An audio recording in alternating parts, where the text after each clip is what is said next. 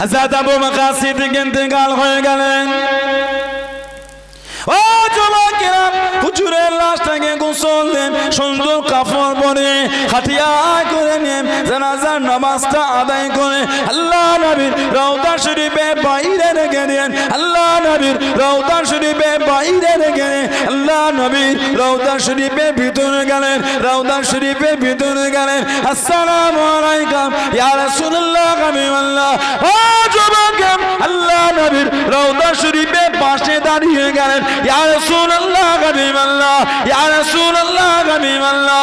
আল্লাহ পাকের নবী হুজুর বিয়াদি মাফ করুন, গুস্তাখিটা ক্ষমা করুন। আপনার বাল্য জীবনের সাথী, আপনার হিজরাতের সাথী হযরত আবু বকর সিদ্দিক রাদিয়াল্লাহু তাআলা আনহু ইন্তেকাল হয়ে গেলেন। উনি ওসিয়াত করে গেলেন, দাফন দিতে নিষেধ করেছেন, কবর খুঁড়তে মানা করেছেন, আপনার থেকে অনুমতিটা নিতে বলেছেন। আপনি যদি না বলে দেন, আপনি যদি হুকুম না করে দেন, ওনার কোনো দুঃখ নাই। ওনার লাশটাকে নিয়ে গিয়ে মদিনা শরীফে কবরস্থান জান্নাতুল বাকিতে দিতে বলে দেন। ইয়া রাসূলুল্লাহ হাবিবাল্লাহ, ইয়া রাসূলুল্লাহ হাবিবাল্লাহ। আল্লাহ পাকের নবী তবে উনি আশা করেছেন আপনার পাশে জায়গাতে শোবে, আপনার কাছে শোবে। ও যুবক, আল্লাহ পাকের হুকুমে আল্লাহ নবীর রওজা শরীফের ভিতর থেকে আওয়াজ কানা চলে আসলো, উদখুলুল হাবিবা ইলাল হাবিবি, উদখুলুল হাবিবা ইলাল হাবিবি। ও নবসালাম, আমি নবী বন্ধুকে বন্ধুর পাশে দাফন করে দাও। জনে বলুন সুবহান, আর একটু জনে বলুন সুবহান। আমি এসেছি আপনার সেবা করব, খিদমত করব। আপনি চোখে দেখতে পারেন যায়ীফা মহিলা, সেজন্য আমি এসেছি। মহিলা জবাব দিচ্ছেন, আমার খিদমতের লোক আছে। কি নাম? বুড়ি মহিলা জবাব দিচ্ছেন, নাম বলতে পারবো না। এতদিন এসে খিদমত করে, নাম আমাকে কোনোদিন বলে না। তবে একটু দাঁড়াও, আসার সময় হয়ে গিয়েছে। কে? হযরত ওমর রাদিয়াল্লাহু তাআলা আনহু। এত মাকাম আল্লাহ পাক ওনাকে দান করেছেন, এত দরজা আল্লাহ পাক ওনাকে হযরত ওমর ফারুক রাদিয়াল্লাহু তাআলা আনহুকে দিয়েছেন। হযরত আমর ইবনুল আস রাদিয়াল্লাহু তাআলা আনহু, যিনি 8ম হিজরিতে মুসলমান হয়েছিলেন। হযরত আমর ইবনুল আস রাদিয়াল্লাহু তাআলা আনহু 8ম হিজরিতে মুসলমান হবে বলে বার হয়ে গেলেন। রাস্তায় গিয়ে মোলাকাত হয়ে গেল হযরত খালিদ বিন ওয়ালিদ আর হযরত উসমান ইবনে তালহা রাদিয়াল্লাহু তাআলা আনহুমা। এই দুজনের সঙ্গে মোলাকাত হয়ে গেল। ঠিক খবর না? মদিনা শরীফে যাচ্ছে, মুসলমান হব। হযরত আমর ইবনুল আস হুজুর বলে আমিও মুসলমান হব। এই তিনজনে চলে গেলেন 8ম হিজরি। নবী পাকের দরবারে গেলে হযরত খালিদ বিন ওয়ালিদ, হযরত উসমান ইবনে তালহা রাদিয়াল্লাহু তাআলা আনহুমা দুজনে মুসলমান হয়ে গেলেন। আল্লাহর নবী নূরের হাতটা বাড়িয়ে রেখেছেন। হযরত আমর ইবনুল আস রাদিয়াল্লাহু তাআলা আনহু হাতটা একটু টেনে নিয়েছিলেন। আল্লাহর রাসূল বলে, কি ব্যাপার, মুসলমান হবে না? হুজুর বিয়াদি মাফ চাই, মুসলমান হব। তবে হুজুর আমাকে বলতে হবে, আমি মুসলমান হলে বিগত জীবনের গুনাহগুলি সব মাফ হয়ে যাবে। যারা বললেন না সুবহানাল্লাহ। আল্লাহর রাসূল বলেছে, আমর ইবনুল আস যে ব্যক্তি আল্লাহ দিনে ফিরে আসে, আল্লাহ তার বিগত জীবনের গুনাহগুলি মাফ করে দেন, বা যে আল্লাহর জন্য হিজরত করে তার জীবনের বিগত জীবনের গুনাহগুলি আল্লাহ সব মাফ করে দেন। আমর ইবনুল আস হুজুর মুসলমান হয়ে গেলেন। যতদিন নবীর সোহবত পেয়েছেন, জীবনে কোনোদিন নবী পাকের দিকে চোখ তুলে তাকাতে পারেননি। নবীর দরবারে যখনই থাকতেন লজ্জায় দেখতে পারেন। কেন? অন্তরে ওই দাগটা ছিল। নবী পাকের সামনে হাতটা একটু টেনে নিয়েছিলেন। যতদিন নবীর সোহবত পেয়েছে, জীবনের নবীর দিকে তাকায় না। আমর ইবনুল আস রাদিয়াল্লাহু তাআলা ওনাকে ওমর ফারুক মিশরের গভর্নর করেছিলেন। মিশরের গভর্নর দায়িত্ব। ওনার ছেলে, একজন গরিবের ছেলে, বলল চলো দুজনে ঘোড়ার রেস করব, ঘোড়া দৌড়, কে যেতে দেখবো। দুজন মিলে ঘোড়া ছুটছে। হযরত আমর ইবনুল আস রাদিয়াল্লাহু আনহু হুজুরের ছেলে এই গরিবের ছেলের কাছে হেরে গিয়েছে। গভর্নরের ছেলে আমর ইবনুল আস হুজুরের আওলাদ বেত নিয়ে দুররা নিয়ে এই গরিবের বাচ্চাটাকে মেরেছিল। এই কোমরে আঘাত হয়ে গেল। কাঁদতে কাঁদতে বাড়ি থেকে আব্বাকে বললেন, আব্বাজান গভর্নরের আওলাদ আমাকে মেরেছে। ওহ, সাহাবাদের বিচারটা কেমন, সাহাবাদের বিচারটা কেমন। আমাদের রাস হুজুরের জামানায় ওনার ছেলে মানলেন, গভর্নর হলেন হুজুর।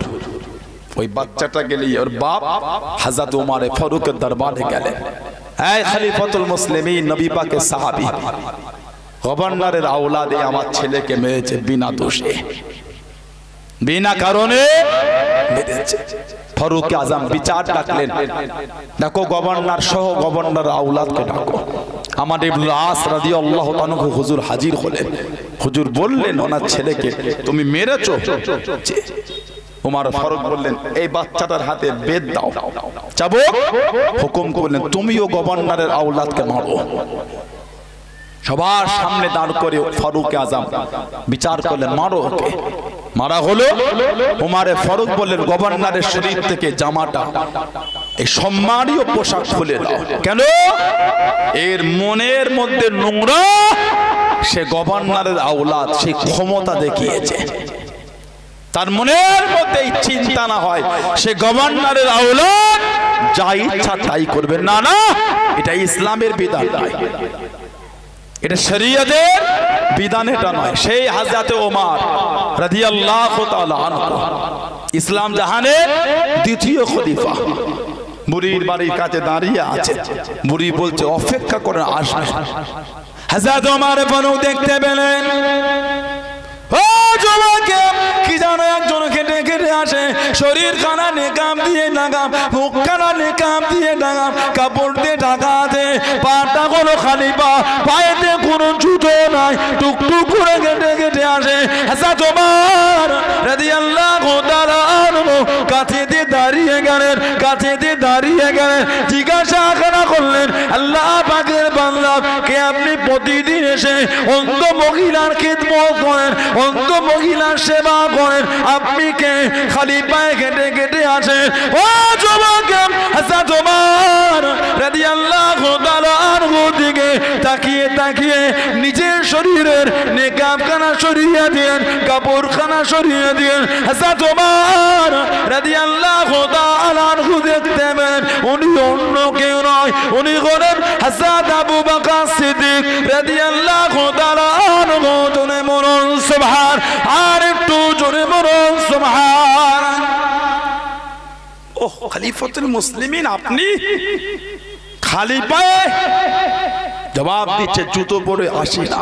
এই জুতো পরে আসলে চলার একটা আওয়াজ হবে, চলার একটা আওয়াজ হবে, লোকে বুঝে ফেলবে, ওই জন্য খালি পায়ে আসি। বাড়িতে এসে পরিষ্কার করে। মহিলাটি রাত্রিরে যে বাড়িতে পিচ্চা পায়খানা ফেরে, ওটাও হযরত সিদ্দিক আকবর এসে পরিষ্কার করে। এমনি আল্লাহ ইজ্জতে এত আলা মাকামে পৌঁছায়নি। সাহাবাদের ঈমানটা কেমন! আমরা আমাদের নিজেদের মা বাপের কাজায়ে হাজাত পরিষ্কার করতে চাই না। পিচ্চা পায়খানা সাফ করা দূরের কথা, মা বাপের খেদমত করতে চাই না। আর হযরতে আবু বকর সিদ্দিক রাদিয়াল্লাহু তাআলা আনহু মদিনা শরীফের অন্ধ মহিলার বাড়িতে প্রতিদিন এসে ঘর পরিষ্কার করে, ওনার পিচ্চা পায়খানাটা বাড়ি থেকে পরিষ্কার করে দেয়।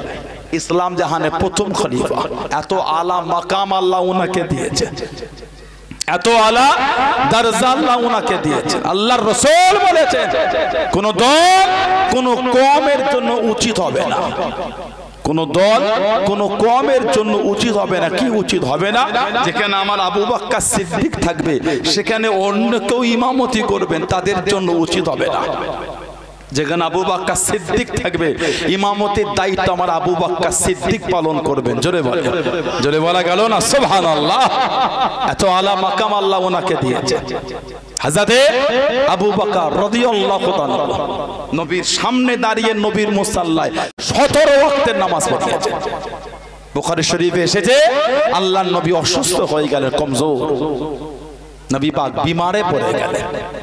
হযরতে মা আয়েশা রাদিয়াল্লাহু তাআলা আনহাকে নবী বললেন, তোমার আব্বাকে খবর দাও, তোমার আব্বা যেন আমার সাহাবাদের নিয়ে জামাতের নামাজটা আদায় করিয়ে দেয়। মা কাঁদছেন, ইয়া রাসূলুল্লাহ, হুজুর আমার আব্বার মনটা খুব নরম, আপনার মুসাল্লায় দাঁড়ালে আমার আব্বা কেঁদে ফেলবেন, এই আব্বার কান্নার আওয়াজে লোকে কোরআন শরীফ বুঝতে পারবে না। হুজুর ওটা আমার আব্বার নাম না বলে অন্যজনের নাম বলে। নবী বলছে না, তোমার আব্বাকেই বলো। হযরতে মা আয়েশা রাদিয়াল্লাহু তাআলা আনহা হযরত ওমর ফারুক হুজুরের মেয়ে হযরতে মা হাফসা রাদিয়াল্লাহু তাআলা আনহা, উনিও আমাদের মা। আল্লাহ আমার নবীর 4টে বড় বড় সাহাবা করেছে, দুজন শ্বশুর দুজন জামাই। সুবহানাল্লাহ বললেন না? হযরত আবু বকর, হযরত ওমর রাদিয়াল্লাহু তাআলা আনহুমা, ইনারা দুজন হলেন নবীর শ্বশুর, আর হযরত উসমান আর হযরত আলী রাদিয়াল্লাহু তাআলা আনহুমা, ইনারা দুজন হলেন আমার নবী পাকের জামাই। জোরে বলবেন না? হযরতে মা হাফসাকে মা আয়েশা ডাকলেন, এটা নবীকে গিয়ে বলো না, নবী যেন আমার আব্বার নাম না বলে তোমার আব্বারটা বলে। আমার আব্বা যদি নবীর মুসাল্লায় দাঁড়ায়, আমার আব্বা কেঁদে ফেলবে, লোক নামাজ বুঝতে পারবে না, কান্নার আওয়াজ খালি শুনবে। হযরত মা হাফসা রাদিয়াল্লাহু তাআলা আনহা নবী পাকের দরবারে আসলেন, আল্লাহর রাসূলকে বলে, হুজুর ওটা হযরত আবু বকর সিদ্দিকের নাম না বলে অন্য কারোর বলে না, আমার আব্বারটা বলে। নবী পাক বলছেন না, আমার মুসাল্লায় আমার আবু বকর দাঁড়াবে। যেটা বলবেন না সুবহানাল্লাহ। হযরত মা হাফসা মা আয়েশা রাদিয়াল্লাহু তাআলা আনহাকে বলছে, তোমার কাছে কোনোদিন কিছু ভালো কিছু পেলাম না, তুমি আমাকে নবীর কাছে রাগ খাওয়ালে। এটা মা হাফসা মা আয়েশাকে বলাটা এটা ভালোবাসার বলা ছিল, রাগের বলা ছিল না। বলুন সুবহানাল্লাহ। কে হযরত আবু বকর, কে হযরত ওমর রাদিয়াল্লাহু তাআলা আনহুমা। আল্লাহ নবী নববী শরীফে দাঁড়িয়ে গেলেন। ও যুবক, ও আমার মুরব্বি বাপ দানেরা, মায়েরা, বোনেরা, মহিলা, আল্লাহ নবী নববী শরীফে দাঁড়িয়ে গেলেন। আল্লাহ নবী ডাক দিয়ে দিলেন, আল্লাহ নবী ডেকে নিলেন, ও বাবা আবু বকর রাদিয়াল্লাহু তাআলা আনহু, একবার এদিকে আসেন। লাব্বাইক ইয়া রাসূলুল্লাহ, লাব্বাইক ইয়া রাসূলুল্লাহ। আল্লাহ নবীর সামনে চলে গেলেন, আল্লাহ নবীর কাছে গিয়ে দাঁড়িয়ে গেলেন। আল্লাহ নবী নূরে হাতখানা ধরে নিয়ে নিজের হাতের নিচে চেপে নিয়ে আল্লাহ নবী ডাক দিয়ে দিলেন, আল্লাহ নবী ডেকে নিলেন, ও বাবা ওমর রাদিয়াল্লাহু তাআলা আনহু, একবার এদিকে আসেন। লাব্বাইক ইয়া রাসূলুল্লাহ, লাব্বাইক ইয়া রাসূলুল্লাহ। আল্লাহ নবীর সামনে চলে গেলেন, আল্লাহ নবীর কাছে গিয়ে দাঁড়িয়ে গেলেন। আল্লাহ নবী ওনার হাতখানা নিয়ে আল্লাহ নবী নূরে হাতে চিপে নিয়ে আল্লাহ নবী টুকটুক করে কেটে কেটে যায়। আল্লাহ নবী জানিয়ে দিলেন, আল্লাহ নবী শুনিয়ে দিলেন, ও বাবা সাহাবা, আমি নবী একদিকে আমার আবু বকর আর একদিকে আমার ওমর রাদিয়াল্লাহু তাআলা আনহু, কাল কিয়ামতের ময়দানে, কাল হাসরের ময়দানে আমি নবী আল্লাহ পাকের সামনে এইভাবে উঠবো বাবা, এইভাবে দাঁড়াবো বাবা। একদিকে আমার আবু বকর আর একদিকে আমার ওমর, আমি নবী দুজনকে দুদিক থেকে নিয়ে আল্লাহ পাকের সামনে কিয়ামতের ময়দানে, হাসরের ময়দানে এইভাবে উঠে দাঁড়াবো। জোরে বলুন সুবহান, আর একটু জোরে বলুন সুবহান। একদিকে আবু বকর আর একদিকে ওমর রাদিয়াল্লাহু তাআলা আনহু। নবী যখন কিয়ামতে আল্লাহর সামনে উঠবো, এই দুজনকে দুদিক থেকে নিয়েই উঠবো। জোরে বলুন। আল্লাহ নবী এটা ইশারা ছিল, দুজনকে জড়িয়ে নিয়েই ঘুমাবো। আল্লাহ নবীর পাশে দুজন সাহাবা শুয়ে আছে, হযরত আবু বকর, হযরত ওমর রাদিয়াল্লাহু তাআলা আনহুমা। সিদ্দিক আকবর নবীর পাশে দাফন হয়ে গেলেন।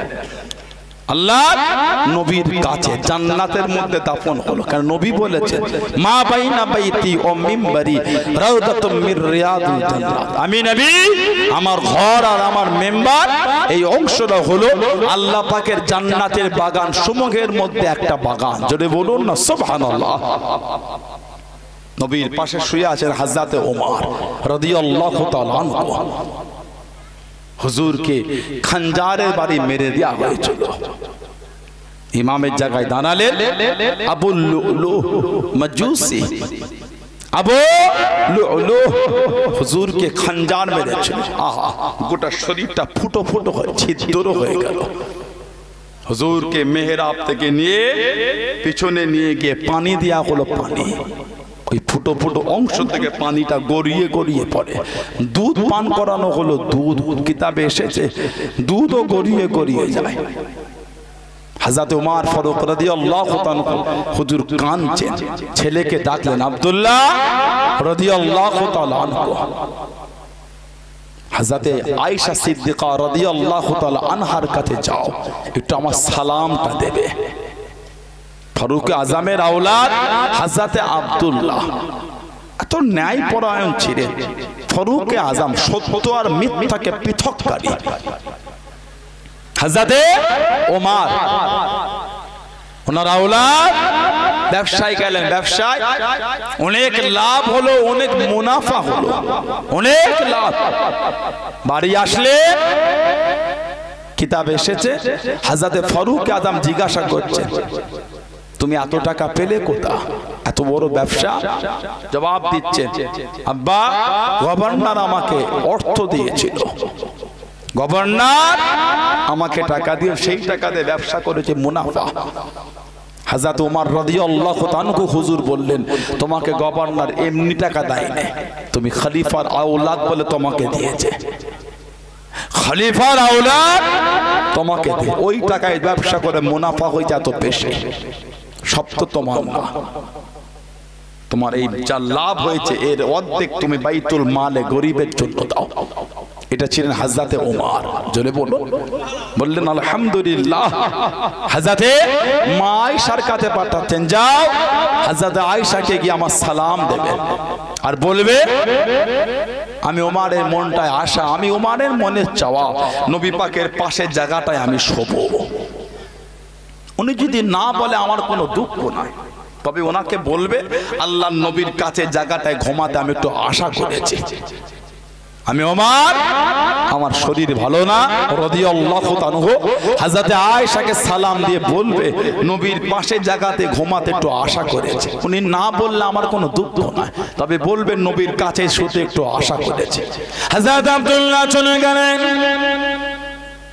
হযরতে আম্মা আয়েশাকে সালাম খানা দিয়ে দিলেন আম্মা জান আব্বা জান পাঠিয়ে দেন। আব্বা জানের মনের আশা, আব্বা জানের মনের চাওয়া আল্লাহ নবীর পাশে জায়গাতে শোবেন, আল্লাহ নবীর পাশে জায়গাতে শোবে। আপনি যদি না বলে দেন, আপনি যদি মানা করে দেন, আব্বা জানের কোনো দুঃখ নাই, আব্বা জানের কোনো কষ্ট নাই। আম্মা জান আল্লাহ নবীর পাশে জায়গাতে শোবার জন্য আব্বা জান বড্ড আশা করে দেন, বড্ড শখ করে দেন। ও জওয়াকে শোনার সঙ্গে সঙ্গে আম্মা জান হযরত আয়েশা সিদ্দিকা রাদিয়াল্লাহু তাআলা আনহা চঞ্চল করে কেঁদে ফেললেন। ও বাবা আব্দুল্লাহ তোমার আব্বা জানকে গিয়ে বলে দাও, তোমার আব্বা জানকে গিয়ে শুনিয়ে দাও আমি আয়েশা রাদিয়াল্লাহু তাআলা আনহা আমার বড্ড আশা ছিল, আমার বড্ড চাওয়া ছিল স্বামীর পাশে শোবো, বাপের কাঁধে শোবো, বাপের পাশে শোবো, স্বামীর কাঁধে শোবো। ও বাবা আব্দুল্লাহ তোমার আব্বা দা যখন এত আশা করে বলে পাঠিয়ে দে আমি আয়েশা শোবো না, আমি আয়েশা শোবো না, আমি আয়েশা রাদিয়াল্লাহু তাআলা আনহা আল্লাহ নবীর পাশে জায়গাতে শোয়ার থেকে তোমার আব্বা জানের শোয়াটা প্রাধান্য বেশি দিই। ও বাবা আব্দুল্লাহ, ও বাবা আব্দুল্লাহ রাদিয়াল্লাহু তাআলা আনহু তোমার আব্বা জানকে গিয়ে জানিয়ে দাও আমি আয়েশা রাদিয়াল্লাহু তাআলা আনহা আল্লাহ নবীর পাশে জায়গা খারাপ তোমার আব্বা জানকে দিয়ে দিলাম। জোরে বলুন সুবহান, আর একটু জোরে বলুন সুবহান। আশা ছিল স্বামীর কাছে শোবো, বাপের পাশে শোবো। স্বামী আমার নবী, বাপ সিদ্দিক আকবর।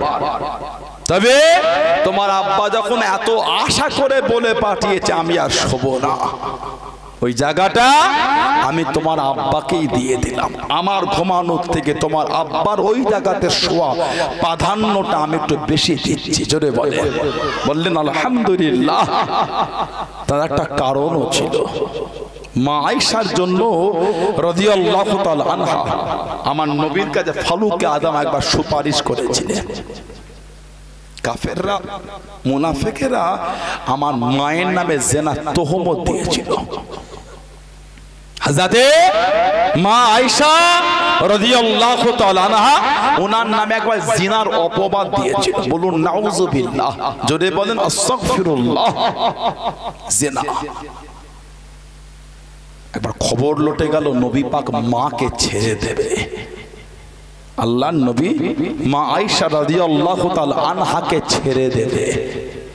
হযরতে ফারুকে আযম আমার নবীর সামনে গিয়ে দাঁড়িয়ে গেল, ইয়া রাসূলুল্লাহ সাল্লাল্লাহু আলাইহি ওয়াসাল্লাম, হুজুর হযরতে আয়েশাকে ছাড়বেন না, ওই বাড়িটার কান্না বন্ধ হবে না, হুজুর আপনি ছাড়বেন না। এই যে মায়ের জন্য নবীর কাছে একটু বলা।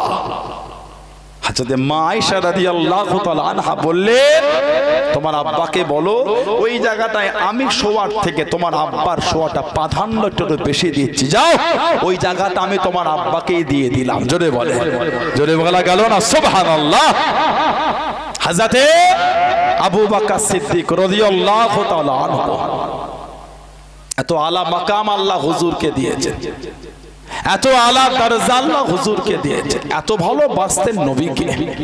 দ্বীনের জন্য যে খিদমত, আল্লাহু আকবার, দ্বীনের জন্য যে খিদমত হুজুর দিয়েছেন, ওনাকে ইসলামের ত্রাণকর্তা বলা হয়। সিদ্দিক আকবরকে ইসলামের ত্রাণকর্তা বলা হয়। দ্বীনের জন্য যে খিদমত, আল্লাহর নবী জীবনের শেষ যুদ্ধে গেলেন তাবুক, নবম হিজরিতে। এরপরে আমাদের নবী কোনো যুদ্ধই চাইলেন। আল্লাহ নবী জীবনের শেষ যুদ্ধে গিয়েছিলেন তাবুক, নবম হিজরি, 30,000 সাহাবা। আল্লাহ নবী জীবনে যত যুদ্ধ করেছেন সব থেকে বেশি সাহাবা আমাদের নবী তাবুকে নিয়ে গিয়েছিলেন, 30,000। এত সাহাবা নবী কোনো যুদ্ধই নিয়ে যায়নি। কিতাব এসেছে আল্লাহ নবী তাবুকে আছেন, জিবরাইল আলাইহিস সালাম আমার নবী পাকের সামনে দাঁড়িয়ে গেলেন। আল্লাহ নবী জিজ্ঞাসা করলেন, ভাই জিবরাইল কি খবর? না হুজুর দেখা করতে আসলাম। আল্লাহর রাসূল জিজ্ঞাসা করেন, জিবরাইল বলেন তো আজকে আকাশের সূর্যের আলোটা তো বেশি কেন? বাইহাকি শরীফে এসেছে সূর্যের আলো এত বেশি। হুজুর এটা শুধু সূর্যের আলো না, তাহলে আপনার মুহাব্বতের সাহাবী হযরতে মুআবিয়া ইবনে আবু মুআবিয়া লাইসি রাদিয়াল্লাহু তাআলা আনহু, হযরতে মুআবিয়া ইবনে আবু মুআবিয়া লাইসি রাদিয়াল্লাহু তাআলা আনহু, যিনি মদিনা শরীফে ইন্তেকাল হয়ে গেছেন। জানা যায় 70,000 আল্লাহ পাকের ফেরেশতা নেমে এসেছে। ফেরেশতাদের নূরের আলো আর সূর্যের আলো, দুটো আলো একসাথে মিশে আজকে আলোটা তো বেশি হয়ে গিয়েছে। জোরে বলে, জোরে বলা গেল না সুবহানাল্লাহ। ইয়া রাসূলুল্লাহ আপনি কি ওনার জানাজায় যাবেন? নবী পাক বলছেন, আমি নবী আছে সিরিয়া তাবুক, আমার সাহাবী আছে মদিনা শরীফ, এতটা রাস্তা হবে কি করে?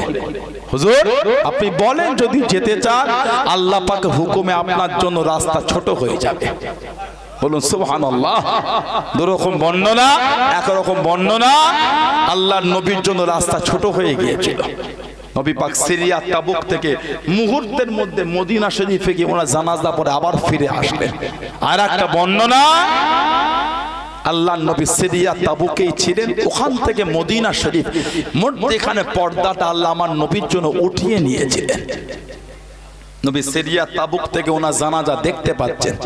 আল্লাহর নবী ওখানে দাঁড়িয়ে ওনার জানাজা পড়লেন। নবী পাকের পিছনে দুটো কাতারে 70,000 করে 1,40,000 ফেরেশতা নবী পাকের সাথে হযরতে মুআবিয়া ইবনে আবু মুআবিয়া লাইসি রাদিয়াল্লাহু তাআলার জানাজার নামাজটা আদায় করেছিল। জোরে বলুন না সুবহানাল্লাহ। আমল কি ছিল? আল্লাহর রাসূলকে বলেছেন, ইয়া রাসূলুল্লাহ, জিবরাইল আলাইহিস সালাম বলেছেন, হুজুর আপনার এই সাহাবীর আমল ছিল উঠতে বসতে ঘুরতে ফিরতে সব সময় সূরা ইখলাসটাকে হুজুর পড়তো। কুল হুয়াল্লাহু আহাদ আল্লাহুস সামাদ লাম ইয়ালিদ ওয়া লাম ইউলাদ ওয়া লাম ইয়াকুল লাহু কুফুয়ান আহাদ। আপনার এই সাহাবী সব সময় এটা আমল করতেন। আল্লাহ এত দরজা দিয়েছেন, জানাজায় ৭০,০০০ ফেরেশতা নেমে এসেছেন। জোরে বলে, জোরে বলা গেল না সুবহানাল্লাহ। আল্লাহর রাসূল বলেছেন ওই ব্যক্তির জান্নাতে যেতে বাঁধা একটা, ওই ব্যক্তি জান্নাতে যেতে বাঁধা একটা। কোন ব্যক্তি? যে ব্যক্তি প্রত্যেক ফরজ নামাজের পরে একবার আয়াতুল কুরসি পড়বে, ওই ব্যক্তির জান্নাতে যেতে বাঁধা একটা। প্রত্যেক ফরজ নামাজের পরে যে একবার আয়াতুল কুরসি পড়বে, ওই ব্যক্তি ইন্তেকাল হলে আল্লাহ পাক তাকে জান্নাতি করে দেবেন। জোরে বলেন, আল্লাহ পাক আমাদের সকলকে এই আমলটা করার তৌফিক দেন। বলেন আমিন। জোরে বলেন আমিন। জোরে বলেন আল্লাহুম্মা আমিন। হযরতে আবু বকর সিদ্দিক রাদিয়াল্লাহু তাআলা, আল্লাহর নবী জীবনের শেষ যুদ্ধই যাচ্ছেন তাবুক, নবম হিজরিতে। সাহাবাদের থেকে চাইছেন, বাবা কে কি দিচ্ছ দাও। হযরত ওমর রাদিয়াল্লাহু তাআলা আনহু হুজুর খুশিতে বাড়ি চলে গেলেন। আমার কাছে এখন অনেক মাল, আবু বকর সিদ্দিক আজকে আমার কাছে হারবে। বাড়িতে গিয়ে কয়েকটা উটের পিঠে মাল ভর্তি করে আল্লাহর নবীর দরবারে চলে আসলেন। আল্লাহর নবীকে সালাম দিয়ে মালটা নবীর কদমে দিলেন। নবী পাক জবাব দেব, ওহ এত মাল? হুজুর এই কিঞ্চিত পরিমাণ। আল্লাহর নবী জিজ্ঞাসা করলেন, মা আবকাইতা লি আহলিকা, ঘরের জন্য কি রেখে এলে? ইয়া রাসূলুল্লাহ সাল্লাল্লাহু আলাইহি ওয়াসাল্লাম, আবকাইতু মিসলা যালিক, হুজুর এর অনুরূপটা বাড়িতে রেখেছি। মানে অর্ধেক আপনাকে দিয়েছি আর অর্ধেকটা বাড়িতে রেখেছি। নবীর পাশে দাঁড়িয়ে বড়টা খুশি, আজকে আমার কাছে আবু বকর সিদ্দিক হেরেছে, আজকে আমার কাছে আবু বকর সিদ্দিক হেরেছে। কিতাব এসেছে সিদ্দিক একবার বাড়িতে নিজের চাদরটা বিছিয়ে পরনের অতিরিক্ত কাপড়টা ওই চাদরের মধ্যে দিয়েছে, যা ছিল সব এক জায়গায় জড়ো করেছে। জোরে বললেন না? হুজুর আমার গাটলিখানা বেঁধে নিলেন। আল্লাহ নবীর দরবারে পৌঁছে গেলেন, আল্লাহ নবীর সামনে চলে গেলেন। আসসালামু আলাইকুম ইয়া রাসূলুল্লাহ, হাবিবাল্লাহ। আল্লাহ নবী সালামে জবাব খানা দিলেন, আল্লাহ নবী উত্তর খানা দিলেন। আল্লাহ নবীর সামনে মালটাকে নামিয়ে দিলেন। ও জওয়াকে আল্লাহ নবী খুশি হয়ে গেলেন। আল্লাহ নবী জিজ্ঞাসা করলেন, কত মাল দিয়ে দিলেন, কত মাল এনে দিলেন? ইয়া রাসূলুল্লাহ, হাবিবাল্লাহ সামান্য মাত্র দিয়েছি, কিঞ্চিত পরিমাণ দিয়েছি। আল্লাহ নবী জিজ্ঞাসা করলেন, আল্লাহ নবী জানতে চাইলেন, ও বাবাজি আবু বকর রাদিয়াল্লাহু তাআলা আনহু, মা আবকাইতা লি আলিকা, বাড়ির জন্য কি রেখে এলেন? ঘরেতে কি রেখে আসলেন? বাড়িতে কি রেখে দিলেন? ইয়া রাসূলুল্লাহ, হাবিবাল্লাহ, ইয়া রাসূলুল্লাহ, হাবিবাল্লাহ। আল্লাহ পাকের নবী, হুজুর বিয়াদি মাফ করুন, গুস্তাখিটা ক্ষমা করুন। আমি আবু বকর রাদিয়াল্লাহু তাআলা আনহু আমার বাড়িতে যা ছিল, আমার ঘরেতে যা ছিল আপনার কদমে দিয়ে দিয়েছি, আপনার সামনে রেখে দিয়েছি। ইয়া রাসূলুল্লাহ, হাবিবাল্লাহ, ইয়া রাসূলুল্লাহ, হাবিবাল্লাহ। আল্লাহ পাকের নবী, হুজুর বিয়াদি মাফ করুন। আমি আবু বকর রাদিয়াল্লাহু তাআলা আনহু আবকাইতু লাহুমুল্লাহ ওয়া রাসূলুহু, ইয়া রাসূলুল্লাহ, হাবিবাল্লাহ। আমি আবু বকর আমার বাড়িতে আল্লাহর রাসূলকে রেখে এসেছি। জোরে বলুন সুবহান, আর একটু জোরে বলুন সুবহান। হুজুর যা ছিল সব আপনার কদমে দিয়েছি, আল্লাহর রাসূলকে ঘরে রেখে এসেছি। জোরে বললেন না? হযরত ওমর ফারুক রাদিয়াল্লাহু তাআলা আনহু, হুজুরের চোখ থেকে টপ টপ করে পানি ঝরছে। মাল আমি অনেক দিয়েছি, ঘরে চিন্তা করে দিয়েছি। মাল আমি অনেক দিয়েছি, বাড়িতে অর্ধেকটা রেখে এসেছি। আবু বকর সিদ্দিক মাল কম দিল, ঘরে কিছু রাখেনি, সব দিয়েছে। জোরে বলে, আর একটু জোরে বলা গেল না? সেই সাহাবাদের দিকে দেখেন, মানা কাকে বলে? দাবি করলে হয় না। মানে শুক্রবারে মসজিদে গেলে মনে হয় না এলাকায় খারাপ লোকটা কেউ আছে, একটু হ্যাঁ দেন। জুমায় শুক্রবারে মসজিদে গেলে মনে হয় না এলাকায় খারাপ লোক কেউ আছে। তাই যদি হলো সমাজে এত সুদটা বাড়লো কি করে, একটু হ্যাঁ দেন। আমাদের সমাজ সুদে ডুবে গিয়েছে, বলেন নাউজুবিল্লাহ। জলে বলা গেল না। বাড়ির মেয়েগুলিও শুরু করেছে, সমিতি খুলেছে, সমিতি। আস্তাগফিরুল্লাহ বলবেন না। সরষের দানা পরিমাণ যদি হারাম শরীরে থাকে ইবাদত কবুল হবে না। ইবাদত আল্লাহ পাকের দরবারে কবুল হবে না। সমাজ আমাদের সুদে ছেয়ে গেছে, সমাজ তাসে ডুবে আছে। তাস 5 জন খেলে তো 15 জন দেখছে, হচ্ছেটা কি, একটু হ্যাঁ গো দেন। সমাজে 5 জন বসে বসে তাস খেলে, আরো 15 জন পিছনে জমায়েত করে দেখছে ওখানে হচ্ছেটা কি। নাউজুবিল্লাহ বলে, যদি হুদুন আস্তাগফিরুল্লাহ। সমাজ থেকে বরকত উঠে গিয়েছে। আপনার দাদু ছোট্ট পাড়া গুমটি, ওই গুমটি থেকে আপনার আব্বা চাচারা 4 ভাই আর ফুপুরা 5 বোন, 4 আর 5 9। ওই ছোট্ট পাড়া গুমটি থেকে আল্লাহ বরকত দিয়ে 9 জনের বিয়ে দিয়েছে। আবার আপনার আব্বা চাচারা 4 জন, আপনার দাদু 4 জনকে আলাদা আলাদা জায়গা করে ঘর করে দিয়েছে। আপনার ব্যবসা কিন্তু দাদুর থেকে অনেক বড়।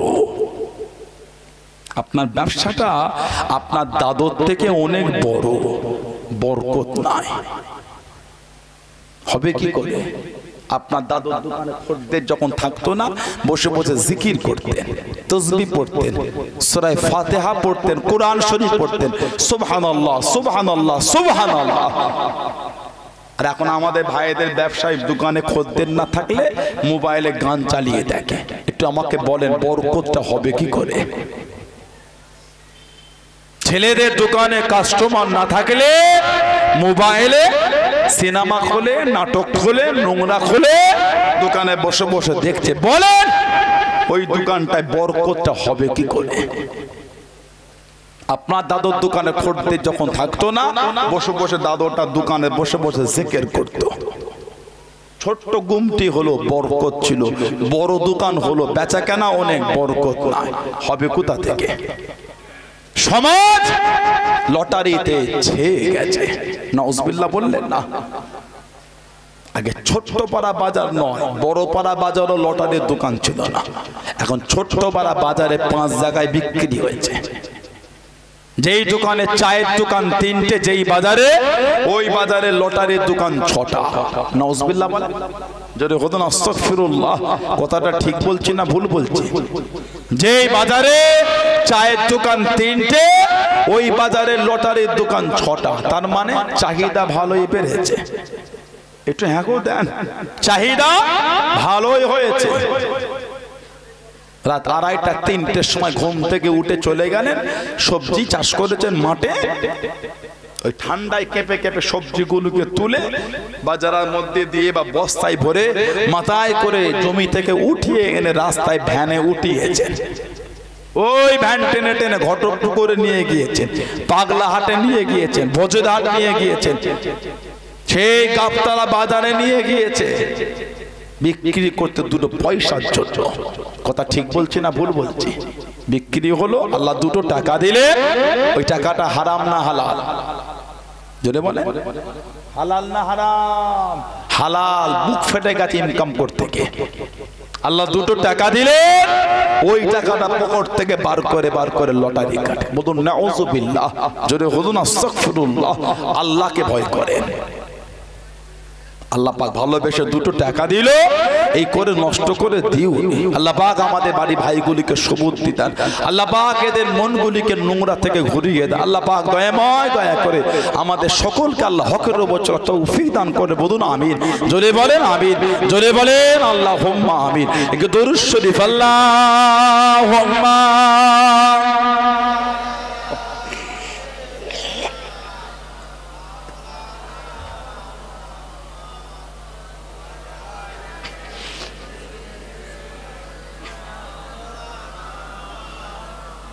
আল্লাহুম্মা সাল্লি আলা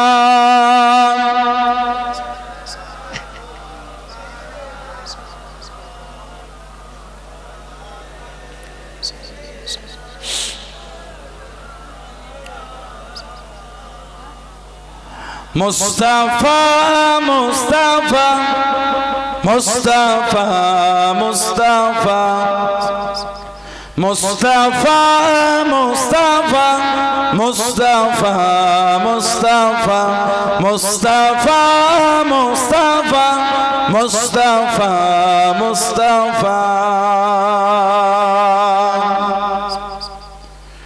সাইয়্যিদুল আউয়ালিন সাইয়্যিদুল আখিরিন সাইয়্যিদুল আউয়ালিন সাইয়্যিদুল আখিরিন वो है शामुद्दौला वो है बदरुद्दौला वो है शामुद्दौला वो है बदरुद्दौला वो है मेरा नबी वो है मेरा नबी तुझसा कोई नहीं तुझसा कोई नहीं तुझसा कोई नहीं तुझसा कोई नहीं मुस्तफा मुस्तफा मुस्तफा मुस्तफा मुस्तफा मुस्तफा मुस्तफा मुस्तफा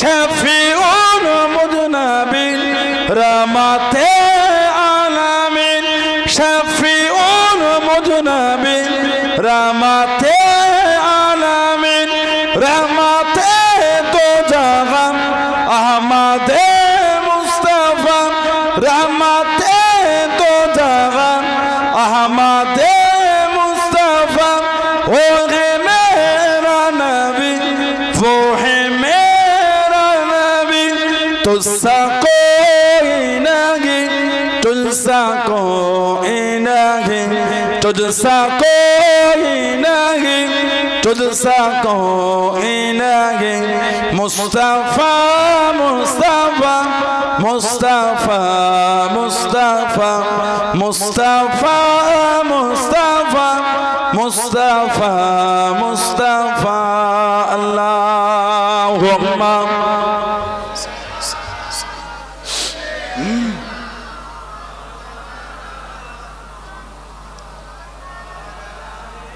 सैयदना